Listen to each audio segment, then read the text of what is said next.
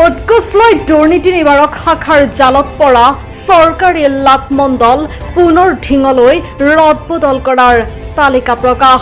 ঢিং ৰাজহ চক্ৰ বিষয়াৰ কাৰ্যালয়ত টকা উৎকোচলৈ দুৰ্নীতি নিবাৰক শাখাৰ জালত পৰা দুৰ্নীতিপৰায়ণ লাটমণ্ডল পিনাকী দেৱনাথক পুনৰ একেখন কাৰ্যালয়ত ৰদবদল কৰাৰ তালিকা প্ৰকাশ হোৱাৰ পাছতেই ঢিঙত সৃষ্টি হৈছে প্ৰতিক্ৰিয়াৰ।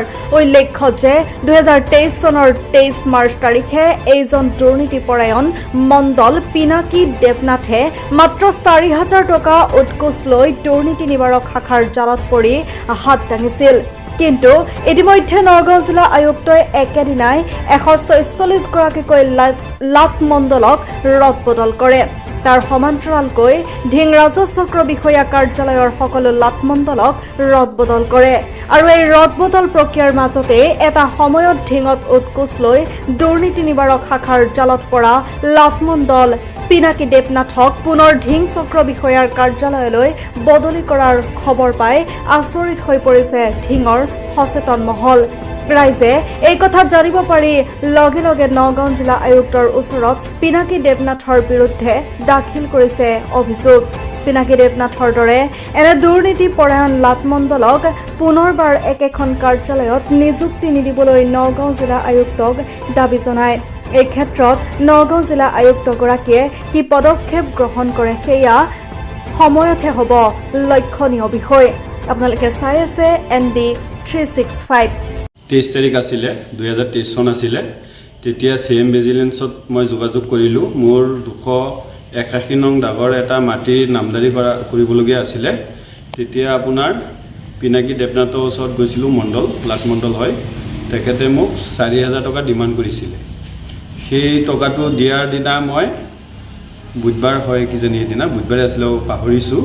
সেইদিনা মই CM ভিজিলেন্সত আগতে মই যোগাযোগ কৰি সেইদিনা মই দিছিলোঁ। নগাঁও গৈ পেলাই টকাটো লৈ আহি মোৰ হাতেৰে দিছিলোঁ। তেতিয়া হাতেলোতে ধৰা পৰিছিল। আৰু তেখেতে আগত শুনিছিলোঁ বহুত মানুহৰ পৰা টকা লয়, মানে বিৰিঙামাৰী কওক, আপোনাৰ এই পেটুলিগুটি কওক, পাণবাৰী, নিজডিং, লহকৰ, আনগাঁও এইবিলাক লাট আছিলে তেখেতৰ। তেখেতে কিন্তু বহুত পৰিমাণ লাখ লাখ টকা লৈছে। লোৱাৰ পিছত মই তেখেতক CM ভিজিলেন্সত যোগাযোগ কৰি তেখেতক মই ধৰাই দিছিলোঁ। কিন্তু সেই মানুহটো গুৱাহাটীতেই 6 মাহ নে 1 বছৰ জেল খাই আহিল। জেল খাই আহি আকৌ নগাঁও মোক মাতিলে নটিচ কৰি। মই গ'লোঁ, গৈ পেলাই বাইদেউ এজনী আছিলে, তাতে মই কমপ্লেইন মই সাক্ষীটো দিলোঁ। বোলো বাইদেউ তেনেকৈ ধৰা পৰিলে, মানে কমপ্লেইন কেনেকৈ পইচা দিছোঁ, কি মাৰ্কা দিছোঁ, কিমান নাম্বাৰ আছিলে, আৰু তাতে মেডিচিন লগোৱা আছিলে। সেই পইচাটো সি লাৰিছে, লাৰি পেলাই ধৰাও পৰিছে। তাই জেল খাই আহিল। এতিয়া শুনিছোঁ আকৌ DC ছাৰে বা DC ছাৰেতো নাজানে, নতুনকৈ আহিলে আকৌ আমাৰ ঢিং সেই লাটকেইটাতে দিছে। কিন্তু তেখেতক দিয়াটো আমি খুবেই বেয়া পাইছোঁ। আমাৰ ৰাইজৰ অভিযোগ, তেখেতক দিব নালাগে, তেখেতৰ সলনি বেলেগ এজন দিলে ভাল আছিলে। আৰু বৰ্তমান যিজন বাইদেউ আছিলে, বাইদেউজনী ভাল, কিন্তু তেখেতকো মই ভাল পাইছোঁ। তেখেতে বহুত কাম কৰি আছে। আজি 2 বছৰ হ'ল, 2.5 বছৰ হ'ল, কোনো দালালি কাম নকৰে, বহুত ভাল। কিন্তু এতিয়া ছাৰে DC ছাৰক আজি আমি এটা মেমো দি থৈ আহিছোঁ, কমপ্লেইন এটা দি আহিছোঁ। ছাৰে কৈছে যে ঠিক আছে আমি নিদিওঁ। কিন্তু এতিয়া ছাৰৰ এই পিনাকী দেৱনাথৰ বিৰুদ্ধে দিছোঁ। তেখেতক ঢিঙত নালাগে, ঢিঙত আমাৰ ৰাইজে নিবিচাৰে, অথচ ময়েই নহয় আৰু ৰাইজ আছে। ৰাইজক আপোনালোকে সুধিলে, অৱগত কৰিলে আপোনালোকে গম পাব। তেখেতক আমাৰ ঢিঙত যাতে আহিবই নোৱাৰে, আৰু ভাল এজন মণ্ডল দিয়ক, আৰু বেলেগ লাটতো ভাল মণ্ডল দিয়ক। আমি শুনিছোঁ কমপ্লেইন ইয়াৰ পৰা মণ্ডল হৈছে, ট্ৰেন্সফাৰ হৈছে। কিন্তু আমাৰ নিজডিঙত যিজন মাইকী অদিতি বাইদেউ হয়, তেখেত কিন্তু ভাল, মই ভাল পাইছোঁ। কাৰণ মোৰ কামটো কুইকলি কৰিছে, ৰাইজৰ কামো কৰিছে, মই জানো। কিন্তু তেখেতো থাকিলেও বেয়া নহয়। আৰু যদি ছাৰে DC ছাৰে ভাবে বেলেগ এটা দিব পাৰে, অসুবিধা নাই আমাৰ। কিন্তু পিনাকী দেৱনাথ তেখেতক নালাগে। তেখেত কিন্তু বহুত অবৈধ কাম কৰিছে, বহুত মাটি, বহুত কেলেংকাৰী কৰিছে। কাৰোবাৰ মাটি কাৰোবাৰ নামত উঠাই দিছে, 1 চনা 2 চনা মাটি যি টি মানুহৰ আগত দিছে। কিছুগুলি মানুহে আমাৰ এই আনগাঁৱৰ ফালে মাটি কিনিছে, ক'ৰ পৰা আহি কিনিছে নাজানো, লাহৰিঘাট নে ক'ৰ, বুঢ়া গাঁৱৰ পৰা আহি কিনিছে।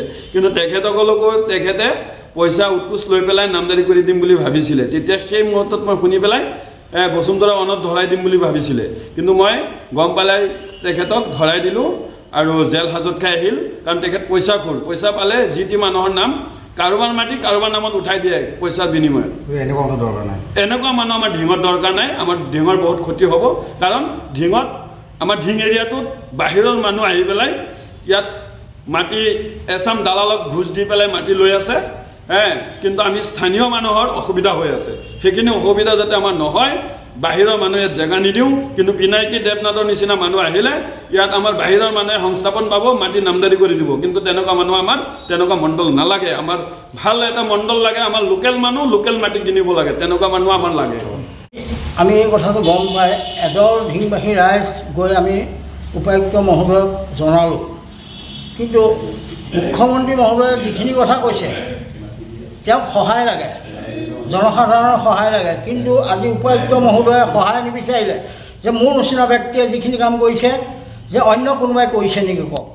আপোনালোকে ক'ব নালাগে যাওক কৈ ফৰেষ্ট হওক SDC হওক টাউন কমিটি হওক গোটেইখিনিতে দুৰ্নীতি গতিকে এই বিষয়ে আজি উপায়ুক্ত মহোদয়ৰ জৰিয়তে মুখ্যমন্ত্ৰী মহোদয়ে যদি কিবা এটা ব্যৱস্থা কৰে ঢিংবাসী ৰাইজ উপকৃত হ'ব পিনাকী দেৱনাথক নালাগে মানে পিনাকী দেৱনাথটো এজন অপৰাধীক আকৌ যে একে জেগাত দিলে কিয় আমাক লাগে নালাগে তেনেকুৱা ব্যক্তি ইয়াত দৰকাৰ নাই তেওঁ অপৰাধ কৰিবই অপৰাধী ব্যক্তিয়ে অপৰাধ কৰিবই এইটো 100% খাটাং